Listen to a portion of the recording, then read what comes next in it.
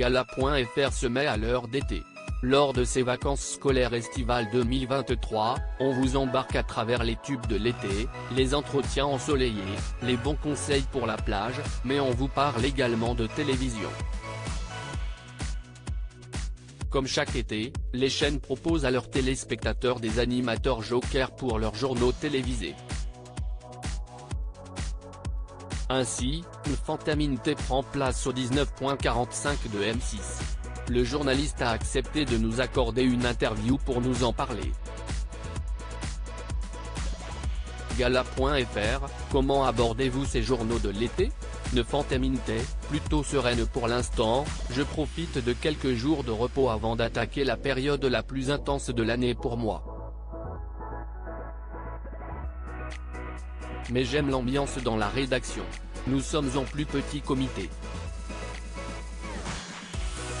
Gala.fr, l'été, les sujets d'un journal sont-ils un peu plus légers ou l'actu prime sur l'ambiance estivale ? Ne Fantaminté, c'est un mélange des deux. Les étés ne sont pas si reposants en termes d'actualité contrairement aux idées reçues.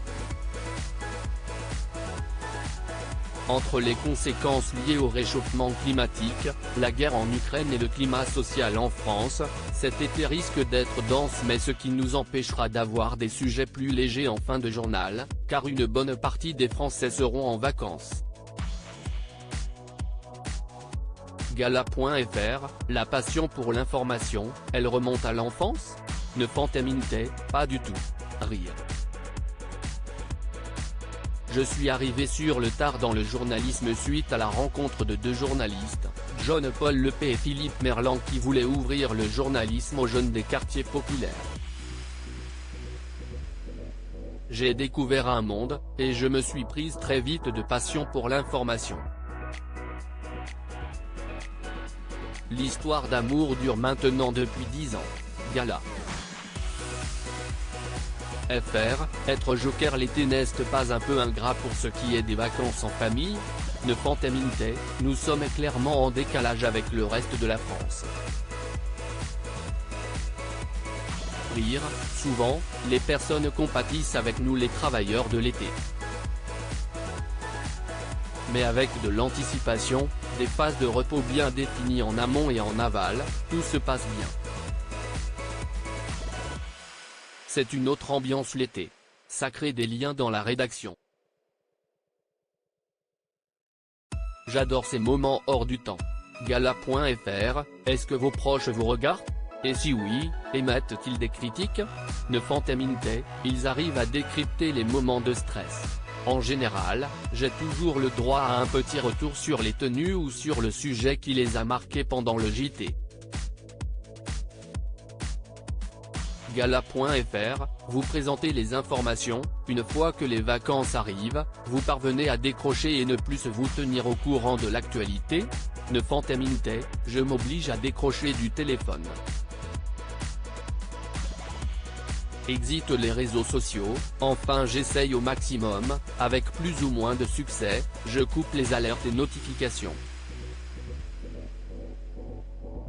Malgré tout, je ne peux m'empêcher d'écouter la radio, rituel matinal même en vacances. En clair, je n'arrive pas trop à décrocher au grand rang de mes proches. Pour cela, il faudrait une coupure internet honnête. Rire, Gala. FR, y a-t-il un moment ou une actualité lors de l'un JT que vous n'oublierez jamais ? Ne Fantaminté, il y a 2 ans, l'arrivée des talibans à Kaboul a été un moment fort. J'avais pris l'antenne et la dépêche AFP venait de tomber. Comme un sentiment de vivre en direct l'histoire avec un grand H et de savoir que la vie de milliers d'hommes et de femmes allait prendre un autre cours. Gala.fr, depuis vos débuts, avez-vous remarqué une différence ou une évolution du traitement de l'information ? Ne Fantaminté, les réseaux sociaux et les chaînes info en continu ont bouleversé notre rapport à l'information. Ça va vite, même très vite.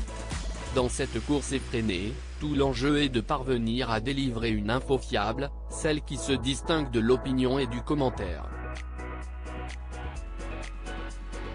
Les faits, rien que les faits. Gala.fr, vous arrive-t-il de ressentir une déception lorsqu'il se passe une grande chose alors que vous ne travaillez pas? Ne fantaminité, pas de regret, personne n'est indispensable.